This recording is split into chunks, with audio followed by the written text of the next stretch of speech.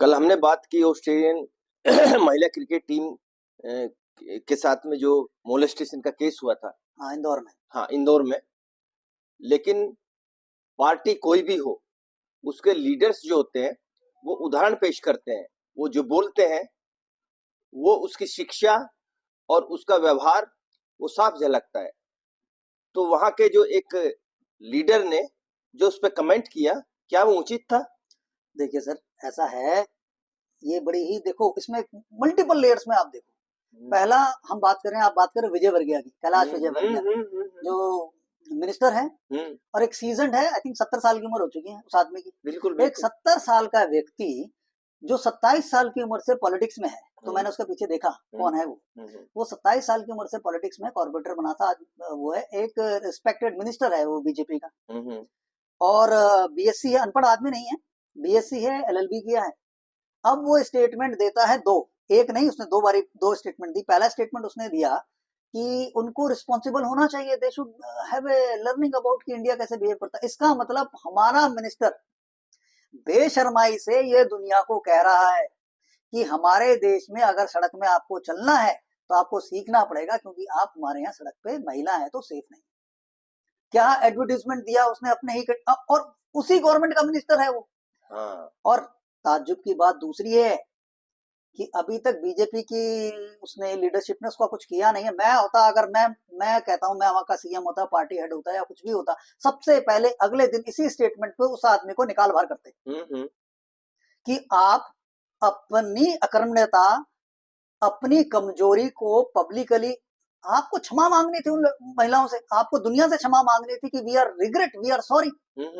अब आपने गलत स्टेटमेंट दे दी है, आपकी मेंटेलिटी बताता है व्हाट काइंड ऑफ मेंटेलिटी है कि आपने ईव टीजिंग को अपने स्टेट में कितना एक्सेप्ट कर लिया है, आपने मान लिया है कि ये तो जीने का तरीका है। तो आप में और मुस्लिम देशों में, सीरिया में फर्क ही कह रहा गया। तो आप भी कह रहे हो कि बुरके में रहो, आप घर से मत निकलो, जब तक आदमी आपके साथ ना निकलो नहीं। हमारे यहाँ पे मोलेस्टर्स घूम रहे हैं, आप उनको हेड ऑन नहीं ले रहे, तो बेहद ही शर्म की बात है। दूसरी, आपको अगली स्टेटमेंट नहीं पता उसकी, उसने एक डिफेंसिव स्टेटमेंट डाली कि भाई वो कह क्यों रहा था। तो आप सोचेंगे इतना हास्यास्पद है, ये क्या सोचते हैं, दुनिया मूर्ख है क्या? नहीं। उस आदमी ने पता है क्या बोला, सोच सकते हैं आप क्या बोला होगा? उसने पता है क्या डिफेंस दिया कि मैंने इसलिए बोला, इंडिया में क्रिकेट ना बड़ा ही पॉपुलर गेम है, और जब क्रिकेटर पब्लिकली आएंगे तो दे आर नॉट सेफ। उस मूर्ख को ये बताए भाई, 4 वुमेन इंडियन क्रिकेटर के तू नाम बता दे। इंडियन क्रिकेटर में कौन जानता है ऑस्ट्रेलिया में वो क्रिकेट की टीम है? उनको सिर्फ ये पता है क्रिकेट का वो चल रहा है। और कौन, अगर वहां पे 50-100 लोगों की भीड़ खड़ी हो जाती और वो भीड़ उनका पीछा करती है, उसमें कोई अनटोवर्ड इंसिडेंट हो जाता, तो आप ये कहते हैं कि they had attracted the crowd. अरे सड़क पे एक आदमी ने बाइक पे आके छेड़ दिया, ये सब जानकर भी जो मिनिस्टर इतना हास्यास्पद बयान दे सकता है, आप सोच सकते हैं उसकी मेंटल डिग्रेडेशन कितनी ज्यादा होगी। नहीं, फैन फॉलोअर्स जो होते हैं तो वो बदतमीज थोड़ा हो सकते हैं। अरे मैं मान लिया हो भी सकते हैं यार, एक बात बताओ, इसका वो मिनिस्टर विजय वर्गीय कितना झूठा और मक्कार है। अगर भाई तेरे मुंह से गलत निकल गया था, किसी के मुंह से भी निकल सकता है। एंड अब 70 साल की उम्र को हो सकता है 60 आ गए हो, आप 60 से ऊपर पहुंच ही गए। तो आप ये कह देते कि आप इतने पॉलिटिशियन, तो आप ये कह देते माफी मांग लो कि भाई जो हुआ मैं वो कहना नहीं चाहता था, मुंह से मेरे गलत शब्द निकल गए और उसके लिए मैं क्षमा चाहता हूँ। अब आप उसको जस्टिफाई कर रहे हो एक बहुत ही बड़े छदम और झूठ से।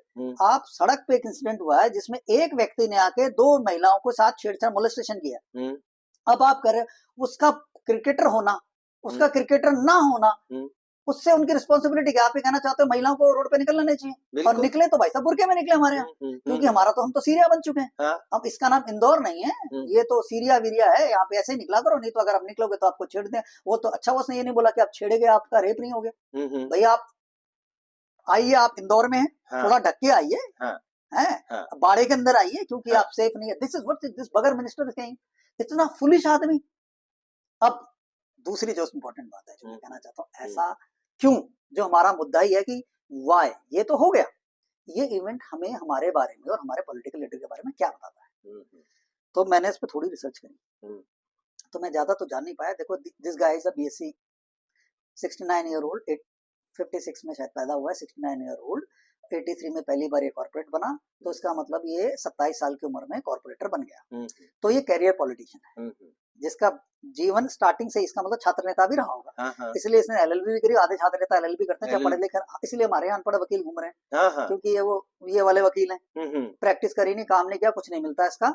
इसने पॉलिटिक्स करी, इसने सारा अपना साम्राज्य तो पॉलिटिक्स के दम पे खड़ा किया। देखना ये घर से अमीर भी निकलेगा। और इसने सारी प्रॉपर्टी, तो ये वो व्यक्ति है जो हमारे यहाँ पॉलिटिक्स के करप्शन, बदमाशी, गुंडई के एपिटोम है। अब पार्टी चाहे बीजेपी हो चाहे कांग्रेस हो, हमारे यहाँ ऐसे भरे पड़े हैं लोग। ठीक है, पहला ये, ऐसे लोगों की मानसिकता आप क्या ही सोच सकते हैं क्या होगी। ये लोग अपनी गलतियां भी डिफेंड करते हैं। दूसरा, इनको झूठ बोलने में, पब्लिकली झूठ बोलने में बिल्कुल शर्म नहीं आती। ये एक दूसरी बात है। तीसरी बात है, पीएम मोदी ने कई बार कहा अपने नेताओं को, भाई तुम मुंह बंद रखो, अपना मुंह बंद रखो, और खासकर इलेक्शन के टाइम पे आप मुंह बंद रखो। क्यों? उसे भी पता है। नितिन गडकरी का मैं एक दिन सुन रहा था, एक दिन उसने कहा, उससे किसी ने पूछा, भाई वो बेबाक है, सच बोल देता है कि भाई आप अच्छे लोगों को क्यों नहीं टिकट देते? कहते जब जब हम अच्छे लोगों को टिकट देते हैं वो हार जाते हैं। Because buck stop with the public. Public निरीह मूर्ख है। अब विजय वर्गीय जैसे लोग जो हैं, इन्होंने एक नेटवर्किंग बना रखी है। इन्होंने एक अपना क्या था ना, छदम करने का, जैसे होता है ना, साम्राज्य बनाया हुआ है, जमींदारी सिस्टम वाला। तो इनको वोट मिल जाते हैं, इनके पास तरीके हैं प्रपोज करते, ये क्योंकि हमारी पब्लिक मूर्ख है। अच्छे आदमी को पहचानने की हमारी पब्लिक की कभी सोच ही नहीं। तो उसमें पॉलिटिकल पार्टी कितना भी है, उसकी जो ऊपर लोग चाहें, उनको उसी कीचड़ में से ही कमल ढूंढना पड़ेगा। यहाँ पे कमल है नहीं, कीचड़ ही है। तो बीजेपी में फोटो में ही कमल है, ढूंढते तो ये भी कीचड़ में से कीड़े ही उठा रहे हैं। तो विजय वर्गीय उनमें से एक है। तो अगर आप माइक पे कोयल की जगह कौवा बैठा देंगे, तो भाई जब मुंह खोलेगा काऊ काऊ ही करेगा। तो ये हमारी बदकिस्मती है कि हमारी पब्लिक आज भी हम कौवों को वोट दे रहे हैं, कोयल को चोट दे रहे हैं। That is our hallmark. तो विजय वर्गीय उसके निशान है। बिल्कुल। अब इससे आप एक समझ सकते हैं, पार्टी कोई मर्जी आ जाए, सत्ता किसी के पास चली जाए, कटना तो हमारा ही है। क्यों? Because we deserve it.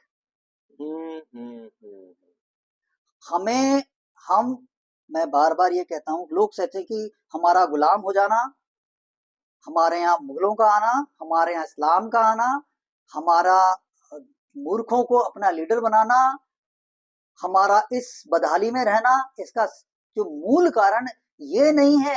हम ये नहीं कह सकते कि नेहरू गलत था, गांधी गलत था, जिन्ना गलत था, उससे पहले राजपूतों ने ये क्या कर दिया, उससे पहले एक्स ने संधि कर ली, मानसिंह ये था। ये ट्रेटर तो कई लोग तो ट्रेटर थे ही, पर ये ट्रेटर हमारे यहाँ इतने एक्सेप्टेबल क्यों है? क्योंकि हमारी पब्लिक जब तक अपनी रिस्पॉन्सिबिलिटी लेना नहीं सीखेगी कि we are responsible for all this. जब हमारा राजा गद्दार हो गए, तब भी हमने उन्हें सरापा बिठाया, उनके रजवाड़े चलते रहे। वो गद्दार हो चुका है। बिल्कुल।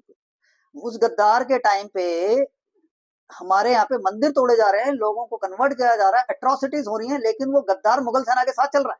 मुगल सेना के साथ चल रहा है, और बड़ी उससे चल रहा है अड़ के साथ कि हमसे तो बड़ा बढ़िया कोई है ही नहीं, हम तो बड़े ही। अबे ये तो यही वाली बात हो गई यार। मैं फौज में हूँ, हमारी फौज रन ओवर हो गई है, मैं और उसके बाद मैं कहूँ तो बहुत ही अच्छा फौजियों पिट के आया था। अरे यार, फौजी तब तक अच्छा है जब तक आप जीते। या तो आप जीत के आओ भाई, या तो आप जीत के आओ, या आप कफन में आओ। आप जिंदा तलवार लेके घोड़े पे आ गए हो, तो सबसे पहले जो ऐसे जिंदा तलवार लेके घोड़े पे आ गया है, शत्रु के साथ मिल गया है, सबसे पहले वहां की जनता को उसको मार देना चाहिए था। हमने अपने ट्रेटर्स को सराखों पे बिठाया है, उनकी बेइज्जती करने की भी हमारी हिम्मत नहीं। आज हमारे यहाँ गद्दारों की पूरी फौज खड़ी है, और हमें ना मुगलों ने मारा, ना हमें अंग्रेजों ने मारा, हमें हमारे गद्दारों ने मारा है, आज भी मार रहे हैं। ये है प्रॉब्लम। तो विजय वर्गीय कौन सा देशभक्त है? हैरानी की बात है, कोई व्यक्ति इस तरह की बातें कह भी सकता है। खून खोल जाता है हमारा। नहीं, वो नहीं, दिक्कत एक ये है कि जो कोई भी स्टेटमेंट आप दो तो वो बहुत सोच समझ कर देना चाहिए, क्योंकि वो पब्लिकली वो चीजें सारी स्प्रेड होती हैं। वो मीडिया के थ्रू हो, प्रिंट मीडिया हो, विजुअल मीडिया हो, लेकिन वो ये सोचते ही नहीं, वो उसको जस्टिफाई करते हैं। दिक्कत क्या है कि वो जस्टिफाई नहीं करना चाहिए। वो पब्लिक में सारी चीजें उसका अभी असर भी पड़ता सर है। आप मिस कर गए इसमें एक पॉइंट मजेदार। क्या हाँ, मिस कर गए आप ये सोच रहे हो अभी तक कि उसने क्या गलती करी है। मैं ये कह रहा हूं आप गलती में हो, उसने कोई गलती नहीं करी है, वो आदमी ही गलत है। गलत आदमी से आप सही की उम्मीद एक्सपेक्टेशन कैसे कर सकते हो भाई। आप, मैंने वही तो कहा, अब गधे तो रेंकेगा ही ना भाई साहब। अब वो गधा है, वो ढेंचू ढेंचू ही करेगा। जब मौका मिलेगा, वो तो है माइक उस दिन उसके सामने आ गया तो उसकी औकात सामने आ गई। अनफॉर्चुनेटली कि ऐसे लोग हमारे यहाँ लीडर कैसे हैं आज की डेट में, देखिए सारे मुद्दे आपस में जुड़े हुए हैं। अगर हम बात ही कर रहे हैं तो आजकल 3-4 बातें चल रही हैं। एक, हमारे लगभग सारे लीडर करप्ट हैं। अगर आपका कोई लीडर करप्ट या बेवकूफ या गुंडा ना हो तो आपको हैरानी होती है कि वो कैसे है। आप अपभ्रंश है, इफ यू टेक मोदी या किसी सेंट्रल लीडरशिप को बोल लेते हैं तो हम ये कहते हैं कि अपभ्रंश इसलिए क्योंकि आरएसएस से निकल रहे प्रचारक हैं। ये एक डिफरेंट ही कॉम है जिसपे हम किसी दिन बात करेंगे डिटेल में कि इतनी देशभक्त कौम है जिसमें प्रचारक, देखो आरएसएस देशभक्त कौम है, उसमें जो प्रचारक है वो तो भाई साहब भगवान है। भगवान, मैं तो आरएसएस के जिस भी प्रचारक को जानता हूँ, जितना मैं जानता हूँ, मुझे लगता है ये आदमी तो एक्चुअली में व्यक्ति के रूप में ये भगवान है, यही भगवान है बिल्कुल। तो उनका आचरण और बाकी बीजेपी वालों के आचरण में जमीन आसमान का आपको मिलेगा अंतर, क्योंकि इनका जोरू ना जाता अल्लाह मियां से नाता। तो ये तो पब्लिक है, इन्होंने तो अपने का जीवन पब्लिक को दे दिया है, जनता को, देश को समर्पित कर दिया है। लेकिन बाकियों ने देश को अपने लिए समर्पित कर लिया, अपने लिए। बाकी तो लूट खा रहे हैं, चाहे वो कांग्रेस को या बीजेपी को, फर्क नहीं पड़ता उससे। इनका चाहे रंग भगवा हो जाए या तिरंगा हो जाए, तीन रंग में लपेट लें, या पंजा हो जाए या कमल हो जाए, चाहे ये हरे में चले जाएं, ये है तो गिद्ध और शियारी। बाकी मोदी इन सबको देखो, ये तो सिर्फ उनको ढक रहे हैं, उनको चला रहे हैं। और नितिन गडकरी की अगेन वही बात कि ये भी मजबूर है भाई साहब। जनता जब तक, डेमोक्रेसी में प्रॉब्लम है कि जनता सही क्वेश्चन ही नहीं पूछेगी तो सही आंसर मिलेगा नहीं मिलेगा। जनता को चाहिए बिजली सस्ती, जनता को चाहिए खाना सस्ता, जनता को चाहिए घर में पैसा आ जाए, अरे जनता को सुशासन चाहिए ही नहीं चाहिए। जनता अगर सुशासन मांगती तो एक गुंडे से सुशासन की एक्सपेक्टेशन कैसे कर सकती भाई। आप गुंडे, बदमाशों, चोरों से कह को आप सीटों पे बचाओगे और पूछोगे ये सुशासन रखते, तो जनता इतनी मेरी मूर्ख है या हमारी जनता करप्ट हो चुकी? बिल्कुल बिल्कुल, मुझे समझ नहीं आता करप्शन साला पॉलिटिक्स में है कि करप्शन हमारी पब्लिक में है? पब्लिक में है। अब बिहार में देखिए सारा पलायन बिहारी में, हर स्टेट्स में बिहार मिलेगा, हर स्टेट्स में अलग। वो क्यों जाते वहाँ? तो क्या दशा है वहाँ की? बहुत गरीबी है। गरीबी नहीं है, गरीबी होने का एक ही कारण होता है। आप अगर देखें बिहार जो है, बिहार का आप इतिहास देखें, मैं आपको कहता हूँ पिछला इतिहास और मॉडर्न इतिहास और आज देखें, आपको लगेगा बहुत ही, हिंदुस्तान में जितने भी बड़े साम्राज्य हुए, जो संपन्नता आई वो बिहार में हुई। ज्ञान बिहार में आया। आप ये सोचो, ज्ञान के सारे मंदिर, बौद्ध धर्म और जितने भी बड़े साम्राज्य मौर्य, सारा कुछ बिहार में आया। बिहार से ज्यादा डेवलप्ड ऐतिहासिकली कोई स्टेट हिंदुस्तान का नहीं है। दूसरा, जब इंडिया इंडिपेंडेंट हुआ कर्पूरी ठाकुर के टाइम तक, जब तक कर्पूरी ठाकुर वहां के सीएम थे, तो सोचो बिहार में सबसे पहले जो सीएम आया, one of the best person was become CM, तो कर्पूरी ठाकुर। उस टाइम तक Bihar was among the better states of the country. ये बिहार की तो बर्बादी का श्रेय कहीं ना कहीं हमें जेपी और लोहिया के ऊपर है। जयप्रकाश नारायण और लोहिया ने बाकी काम तो कुछ कर नहीं पाए, उन्होंने एक उठाया लेकिन उसको वो कंट्रोल नहीं कर पाए, तो पूरा बिहार उन्होंने बर्बाद कर दिया। अब हम कह सकते हैं, मैं नहीं कहता कि लोहिया गलत आदमी JP, but what they created was उनके जो, उनका जो कहते हैं ना रिजल्ट जो है वो बहुत ही भयावह है। जितने आप देखें जो यादव, जितने भी चोर किस्म के नेता है, सब वो लोहिया से निकले, क्योंकि उनको लोहिया ने क्या किया, कांग्रेस में क्या था, करप्शन ऊपर लेवल पे था, मैनिपुलेशन था, और उनको पैसों की ज्यादा जरूरत भी नहीं थी, ऊपर लेवल पे करप्ट थे। उनके साथ में जो बाकी लोग थे, इसलिए उन्होंने ना सही लोग रखे हुए थे। दूसरी पार्टी थी नहीं, लेकिन वो वादी किसी ना किसी के रूप में आनी थी। दूसरी पार्टी बीजेपी थी, जो बीजेपी को ये हमें श्रेय देना पड़ेगा कि उन्होंने पेशेंस रखा, उन्होंने शॉर्टकट नहीं अपनाए, क्योंकि उनकी बैकिंग आरएसएस से आती है, दे आर कंट्री ओरिएंटेड। तो उन्होंने सीटें जब 2 भी थी या थी, उन्होंने कोई शॉर्टकट नहीं लिया कि हम ऐसे कर लेंगे, गुंडों से कर लेंगे, सब कर लेंगे, जिसमें नहीं किया उन्होंने, नहीं किया। ठीक है, अब तो इन्फिल्ट्रेट कर गए, जब वो फैल गए तो सत्ता का लोभ उनको भी आ चुका है कहीं ना कहीं, पहले नहीं आया। लेकिन ऐसे सत्ता लोलुप जो भी भेड़िए थे, गिद्ध थे, जो वल्चर्स थे हमारी सोसाइटी के, जो गलीज किस्म के नेता थे, उनको लोहिया आंदोलन और जेपी आंदोलन में जुड़ के अपना एक अस्तित्व बनाने का मौका मिल गया, जिसे कांग्रेस वाले ना साइड में रखे छुटभैया काम कराते थे। तो वो छुटभैये घटिया नहीं था। अब छुटभैये को अगर ऊपर आना होगा और वो घटिया है तो उसे घटियापन की लिमिट पार करनी होगी। तो ये सारे वो लीडर हैं जिन्होंने अपने घटियापन की ना लिमिट क्रॉस कर दी, और इनको जो एग्जिट दिया, जाने अनजाने दिया है जेपी और लोहिया। उसके बाद जहां जहां ये आंदोलन चला, आप देखिए बर्बादी कहाँ है। बिहार और यूपी सबसे ज्यादा बर्बाद हुए, क्योंकि ये आंदोलन चला ही बिहार और यूपी में। हाँ। तो बर्बादी का क्षेत्र बन गए। जैसे सीपीआई में माओवादी ने, जहाँ पे भी पढ़े लिखे लोगों ने आंदोलन चलाया सरकार के विरुद्ध में, तंत्र के चालू सही से हुआ था, लेकिन उन्होंने किसको बढ़ावा दे दिया? उन लोगों को जो देशद्रोही थे, जिन्हें सत्ता और जिनको कुछ नियम नहीं निभाने थे, अराजक तत्वों को उन्होंने दे दिया, और धीरे धीरे वो पूरा मार्क्सिस्ट माओवादी आंदोलन अराजक तत्वों के हाथ में चला गया। तो देखेंगे बर्बादी हमेशा पॉलिटिकल में, जो अच्छा सोच रहे हैं लोग हैं, जो सडनली कुछ करना चाहते हैं, इनमें पेशेंस नहीं है, वो बर्बादी लेके आए हमारे यहाँ। कांग्रेस तो लेके आई, कांग्रेस तो स्ट्रक्चर ही खराब था, लेकिन उससे ज्यादा एक्चुअल जो बर्बादी लेके आए वो ये विरोधी तत्व है जिनमें दूरदर्शिता नहीं थी। दे आर नॉट दूरदर्शी। इनकी शॉर्ट साइटेड लीडर थे सारे के सारे।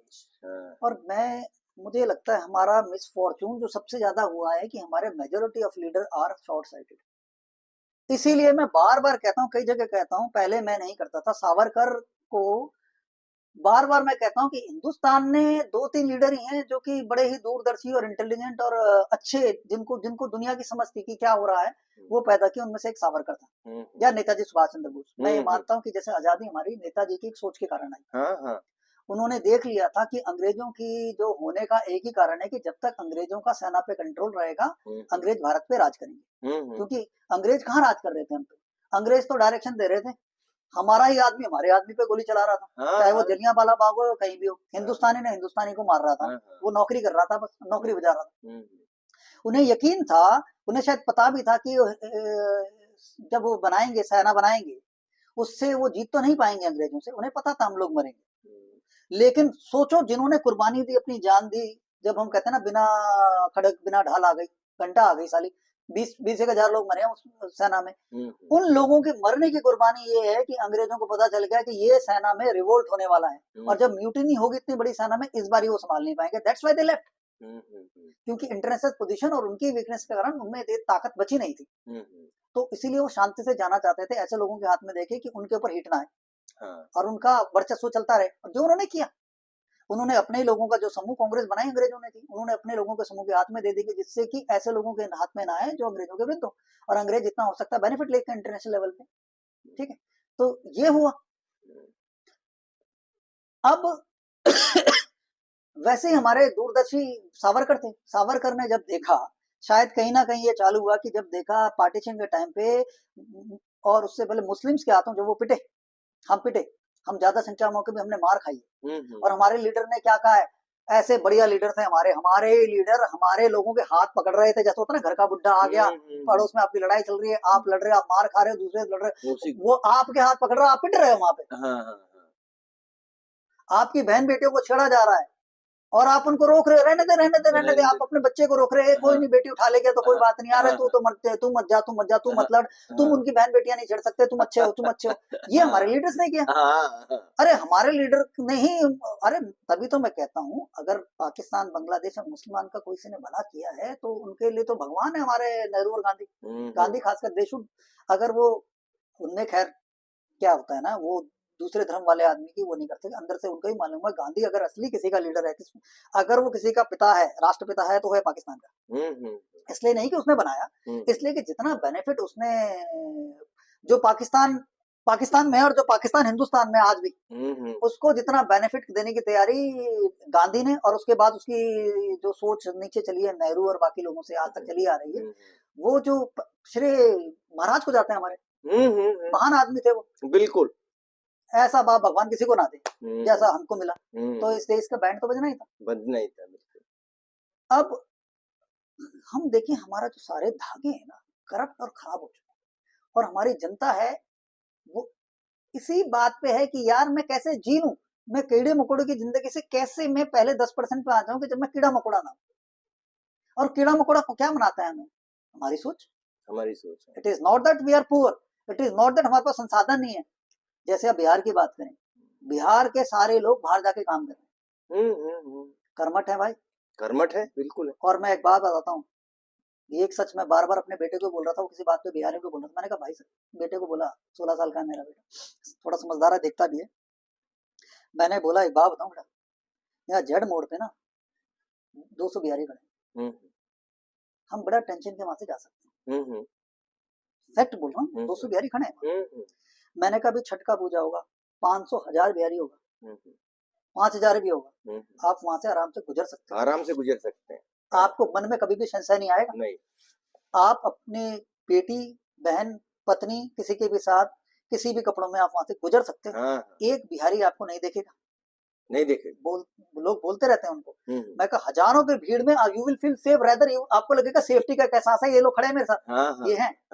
मैंने कहा ये फीलिंग अगर आज की डेट में, वो जमाना लगता है सरदारों का, आज की डेट में 10 सरदार पंजाबी हल्ला मचा रहे हैं, आप वहां से निकलना नहीं चाहोगे, आप ठिठक जाओ। अगर वहां पे 4 जाट 10 जाट खड़े, नो डाउट वो लड़कियां नहीं छेड़ेंगे, नहीं छेड़े। तो आप, लेकिन आप अगर वो हो तो आप वहां से जाने में हिचकोगे कि पता नहीं यार क्या मजाक कर दे, आपको झेलना पड़ेगा, वो कुछ भी कह सकता है। उसका संशय कोई ना, पर वो आपकी बेइज्जती 2 मिनट में कर सकता है, और उसके को बड़ा मजा आता है बेइज्जती करने में। ठीक है, उनमें कमी है, पर आप डरोगे। मैं ये कह रहा हूँ, आपका घबराहट पैदा हो जाएगी, कभी आपस में लड़ जाए, आपको लग जाए। और अगर वहां पे 10 टोपी वाले मिल जाए, यकीन मानो कोई महिला वहां से निकले ही नहीं निकलेगी, चाहे वो अभी पूजा करके अपने पूजा घर से निकल रहे हो भाई।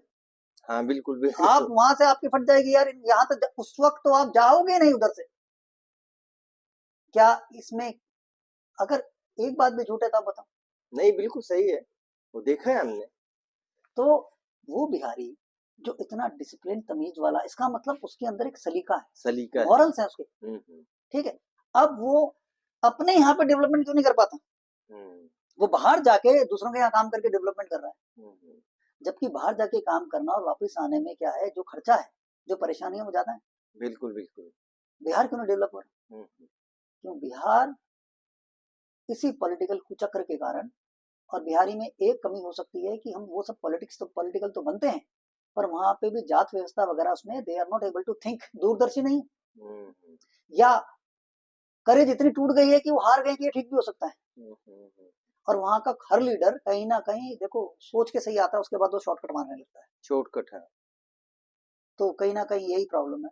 पर वापस लौट के आते हैं, जो बीजेपी हम बोले या बीजेपी आ जाए, मोदी आ जाए, मैं बार बार कहता हूं, अच्छे लीडर लाने में और करप्शन हटाने में तो अभी तक बीजेपी भी फेल क्या, फेल भी नहीं कर सकता मैं, क्योंकि मुझे लगता है उन्होंने इस बात का कभी प्रयास किया ही नहीं सच्चे दिल से। उनमें इतनी अंदरूनी कैपेबिलिटी नहीं है कि आज वो अपने घटिया लीडर्स को हटा सके। आपको 1000 चोर मिलेंगे बीजेपी लीडर में, कांग्रेस में तो मैं एक सच्चा आदमी निकालना बड़ा मुश्किल है। जो भी आदमी सच्चा होने लगता है उसको बाहर निकाल देते हैं, चाहे वो हिंदू हो चाहे मुस्लिम हो, उसमें वो बराबर है। चाहे वो आपका शशि थरूर हो, जो लगता है कि यार ये सही बातें कर रहा है, उसको बाहर निकाल देते हैं। चाहे वो गुलाम नबी आजाद हो, मतलब उनमें कोई वो नहीं है कि हिंदू मुस्लिम में, उनमें है सबको एक नजर से देखते हैं कि जो आदमी सही बोलने लग गया, और पार्टी आज की डेट में देशद्रोही हो चुकी है, जो भी देश के बारे में बात करेगा उसको साइड में फेंक देंगे। वहां पे सच बोलना, सलमान खुर्शीद काल देख लो यार। अब हम हिंदू लीडर की बात नहीं कर रहे, जो मुस्लिम प्रेसिडेंट पे चल रही है, सलमान खुर्शीद, गुलाम नबी आजाद, ये सारे के सारे साइड लेन हो चुके हैं। बिल्कुल रह गए सारे के सारे गधे पूरे आराम। और मजेदार बात है, क्यों वो ऐसा कर पाती है? क्योंकि मुस्लिम कभी भी अच्छे लीडर को का साथ नहीं देता, और वक्त के साथ साथ हम आगे नहीं गए, पीछे गए। इफ यू लुक एट पुरानी Muslim leadership, they are highly educated, कहीं ना कहीं कुछ को छोड़ के राष्ट्र पे समर्पित हैं वो लोग, उनमें कुछ ज्ञान है, उन्हें पता है क्या होना है क्या नहीं होना। Definitely they are more about their community, वो तो है, मजबूर है वो। अदरवाइज आप आज की डेट में किसी भी मुस्लिम से ज्ञानी होने के उसमें, और देश का प्रेम और देश को फ्रंट पे रखना इस्लाम के अपने कम्युनिटी के ऊपर, आप एक्सपेक्ट नहीं कर सकते। नहीं कर सकते। कितना दुख की बात है कि ये देश किस तरफ जा रहा है और इसे कौन संभालेगा। मुझे लगता है कि सारा दोष ना पब्लिक का है यार। पब्लिक का है। पब्लिक इतनी ज्यादा अपने छोटे छोटे लालच में, और ज्ञान की हमें इतनी कमी है। प्रॉब्लम है कि हम ये सोचते ही नहीं है कि यार मैं इस चार दीवारी के अंदर नहीं जीता, अब इस चार दीवारी में यार घर कितना भी सुंदर बना, कितना भी सिक्योर कर लूं, कितने भी ताले लगा दूं, आता तो मैं इसी सड़क से हूं। बाहर तो जाना पड़ेगा ना, बाहर जाओगे तो हम में चीजें इतनी सोच नहीं है कि यार इस यही सड़क मेरे घर तक आती, अगर वो सड़क सेफ नहीं है, वो सड़क अगर किसी और की बेटी के लिए सेफ नहीं है, तो वो सड़क मेरी बेटी के लिए सेफ। बिल्कुल बिल्कुल बिल्कुल। लेकिन हम में इतनी भी सोच नहीं, और हम में अब इसकी बात की गैरत और शर्म भी नहीं है। हमारे ऐसे ऐसे मिनिस्टर हैं जो ये कहते हैं कि भाई साहब हमारे देश में आपको चलना हो तो थोड़ा पुलिस वुलिस को बता दो, हम देख लेंगे, क्योंकि हम तो safety in general, you don't can't expect कि ऑस्ट्रेलिया थोड़ी है भाई साहब आप कैसे भी चल पड़ोगे।